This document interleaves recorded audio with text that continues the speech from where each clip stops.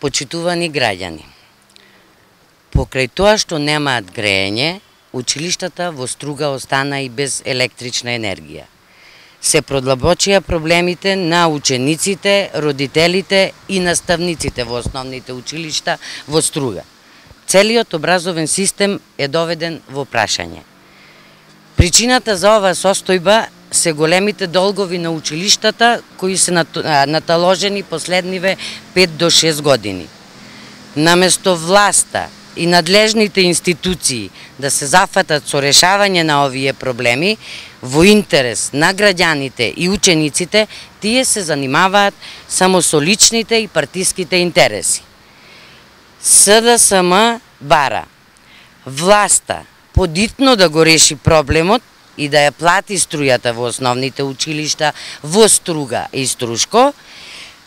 На тој начин ќе се овозможат основните услови за на некој начин да може да продолжи образовниот процес.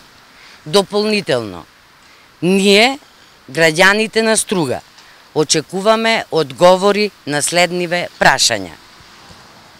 Што се крие зад одлуката старото основно училиште Браќа Миладиновци да се пренамени во музеј или комерцијален објект?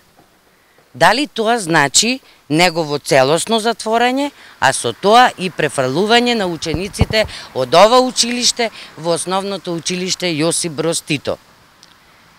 Дали тоа што не е распишан тендер за набавка на дрва во училиштето Браќа Миладиновци е потврда дека ова училиште ќе биде затворено?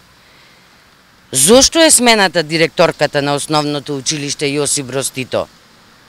И последно, дали причина за ова е нејзиното несогласување токму со ВМРО ДПМНЕ околу отворањето на нови паралелки на албански јазик во основното училиште Јосип Броз Тито?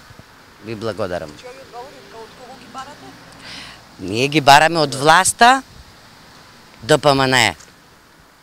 Од овде кај Струшкиов огранок, кои се објаснувањата барате? Некој објаснување, некаков став од Струшкиов огранок? Сигурно, ставот бараме одговор на овие прашања што веќе ние ги поставивме. Вината за состојбата директно каде ја посочувате со немањето на струја?